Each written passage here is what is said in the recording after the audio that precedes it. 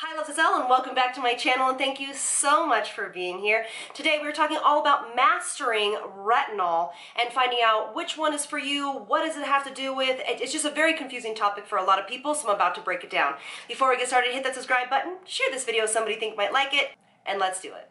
All right, love. So retinol is a very confusing topic for a lot of people. Because there's a lot of different types. It is definitely a whole category, and there's a lot of different ways you can go, but it is an essential part of any skincare routine, no matter your age. Obviously, if you are a teenager, it's going to be more for acne, but anybody really needs to start with a retinol routine in their early 20s or late 20s, obviously, all the way up into 70s, 80s, 90s, all that good stuff. All right, so let's start here. I have all my notes down here so I can make it as clear as possible. So the class of all of these is called retinols or retinoids, okay? Retinol is a derivative of vitamin A. All your retinols that you can purchase over the counter are your more natural, which means just it's not synthetic. So it's not good or worse, and we'll get into that here.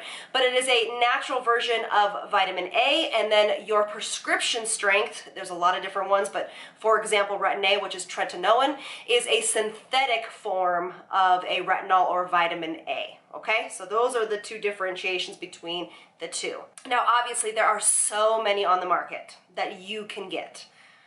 Over the counter, prescription, things like TRILOGY. So there is something for everyone. Now, what I like to recommend is with when you are starting a retinol, no matter your age, is to start on a more gentler form of retinol. So something that is a really lower percentage in the ingredient list, or is a more of a plant-based version, so what's something we call bakuchiol, okay? So that's going to be our first category of retinols, is a plant-based, which is called bakuchiol, and it is extremely well tolerated with sensitive skin, anybody that has rosacea, eczema, anybody that's just starting out, and you actually can use a phytoretinol or a plant-based retinol bakuchiol every night of the week. It is not sensitizing, it is just honestly nurturing to the skin. Now, is it going to be as strong as something like a prescription or Retinaldehyde, which we'll get into? No, but don't discount the benefits of bakuchiol. It is a well-studied ingredient, and it can give amazing benefits and results for people that cannot use stronger forms of retinol. Then we're going to go into more forms that are just basically called retinol. So it's a category of the retinoids. It's retinol. There are different strengths here, and there's a lot of different products that have just straight retinol in them. I mean, everybody and their mom makes them. Drunk Elephant, Paula's Choice, which is a great one if you want to do that. Murad, I mean, everybody has a form of retinol in their line. Dr. Dennis Gross. So that is the next. And then whenever you start with something that's just kind of a basic retinol, it is going to be stronger than your plant-based bakuchiol, and you want to start slow, okay? So that can be used a couple times a week, obviously working our way up. Then we go into a version that is called Retinaldehyde, which is one of my favorite versions, and it's the version I use. And that is in a lot of products that I'll be showing you in a second as well. Retinaldehyde is very, very effective and very close to prescription strength tretinoin and several other different forms. And it is a little bit safer, and when it's formulated properly, it is buffered and encapsulated so it won't give you the irritation. And then, of course, you go into your different versions of your prescription strength, and the best well-known is tretinoin. And then if you look here, I'll give you a little list of some other forms of prescription strength derivative of vitamin A, okay? So, but the best well-known is your tretinoin. All right, so let's get to some tips and tricks. So, the first one is to start very slow. So when you start slow, whether you're incorporating a retinol, a retinaldehyde, or your prescription strength, you want to use it 1 to 2 times a week. then that's going to do for a few weeks, and then you're going to go 2 to 3 times a week, and that's going to go for a few weeks. Okay, you get my drift here? So then you do want to try to work your way up to using your retinol or your retinaldehyde every single evening. It's just a very important part of your evening routine. Now, when you're dealing with a prescription strength, even when you're dealing with something called TRILOGY, they do want to try to have you use it every single night, but it is super, especially dealing with just straight retin-a, it can be pretty aggressive, especially if you start with the higher percentages. So you might not be able to use it every single night. If you're still getting flaking every single night and you've been using tretinoin for a long time, I would honestly ask your doctor to bring you down in strength.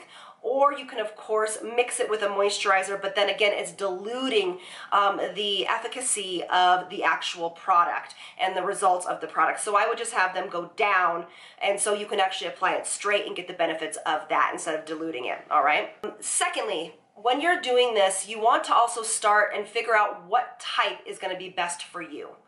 Like we just talked about, plant-based, retinol, retinaldehyde, and then prescription strength. So it's really going to be up to you, and if you're under a dermatologist care, talking with them. If it was me, I would say that your best bet is to go with a retinaldehyde product, and of course I'll show you those in a second.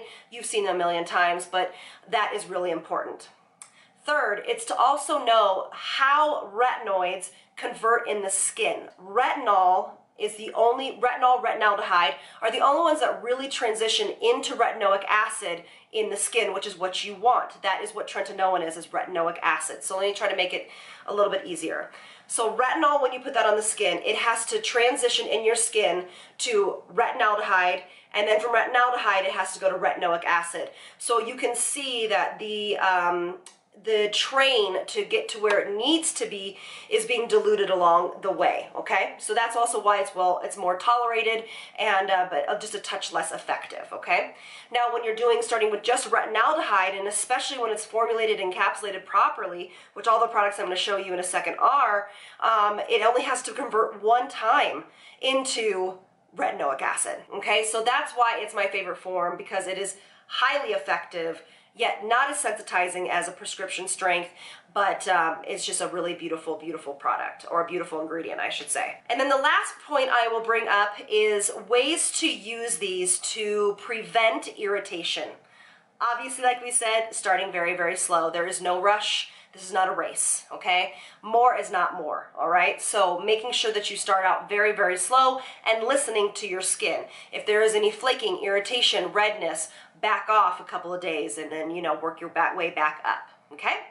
Then you can also mix any of your retinols, retinaldehydes, or your tretinoin or prescription strength with a moisturizer. So you actually can go moisturizer, tretinoin, or your retinaldehyde, and then moisturizer on top. And what that does is it adds a buffer to the skin, and so that tretinoin or that high-dose retinaldehyde is not as sensitizing to the skin, okay? Or you can just mix a little bit into your moisturizer, put it on, and you can go about your day.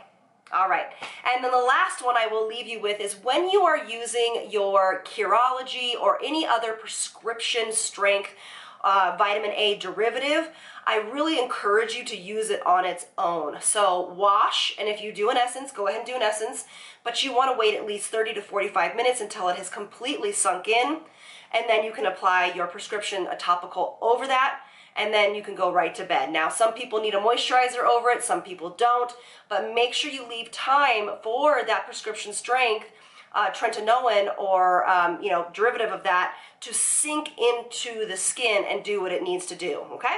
So I hope that clears that up. So if you're looking for categories of this, my favorites are the Biossance Squalene Phytoretinol Serum. This is bakuchiol based. It's amazing. I use that when I'm having some sort of sensitivity to anything and I still want to use a vitamin A. That is a beautiful product. Everybody can use it. I've never heard anybody have a reaction to that.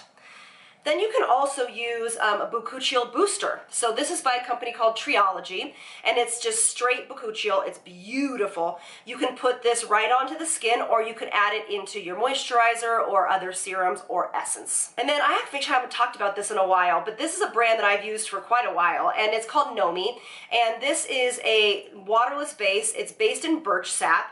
and it has a plant-based retinol as well as vitamin C, vitamin E, ferulic. It's an all one and done product as well. But these are amazing, well-made products that you can get in a high-grade bakuchiol manner. I'm sure there's obviously a lot more, but these are really the ones that I've time and tested that I know about. Now, when we're talking about retinaldehyde, of course, you know that OSMOSIS Renew, Calm, and Correct are all retinaldehyde based, and they are, for lack of a better term, very amazing. I mean, they really rock my world. I use Renew. The encapsulation process of this is really superior. Same with treatments. So look for retinaldehyde. That's going to be a good one for you. And you're going to notice that I don't have any other like just base retinols. I've never saw the need for it because of all of the different levels of osmosis. So the first one is going to be Calm. That is going to be for sensitized skin, acne-prone skin, people that have sensitive skin. Then there's going to be Correct, which is for pretty much anyone, and that's the mid-level, and then this is Renew, and this is the higher grade of retinaldehyde. So, but you can find any retinol over the counter. I mean, honestly, I mentioned the brands at the very beginning, but if you're going to do it, go with like, you know, go with one that's well formulated. Paula's Choice, Dr. Dennis Gross, Murad, things of that nature, okay? Because they're very well formulated. I have tried them and they are good. All right, let's end with these two. I can't not talk about this topic without talking about MAELOVE. They have their STARGAZER, which is a little less percentage of retinaldehyde. It has the same encapsulation process as OSMOSIS. And then MOONLIGHT, which is their higher percentage of retinaldehyde in it. So I would start here, go through a whole bottle, and then go up to MOONLIGHT. These are so amazing. The price point's awesome. If you're sleeping on these and you don't want to spend the money on something like Rejuvaus or OSMOSIS, go for it. All right, and then we'll end with the big dog, which is what I use every single day.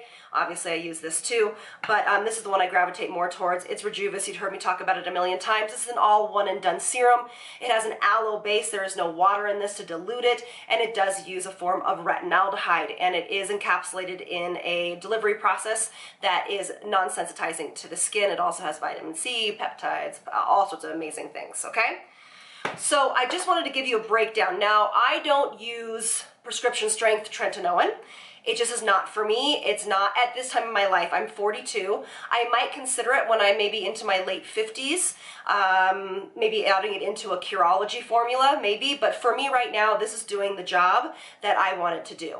So then the next step, obviously, is I would look into something like a Curology. The reason why I really love companies like Curology and not just straight retin-a by itself is because tretinoin is in there, but then they also formulate it with amazing other ingredients that you need that's formulated correctly into the product that you get. So it's not just one, it's just not vitamin A. Okay, so they put all sorts of other things, alizatic acid, niacinamide. I mean, they basically, you know, change it up to whatever you need. So I know there's a lot of other types of companies besides Curology, but that's just the one that I'm familiar with because that's the one I've used.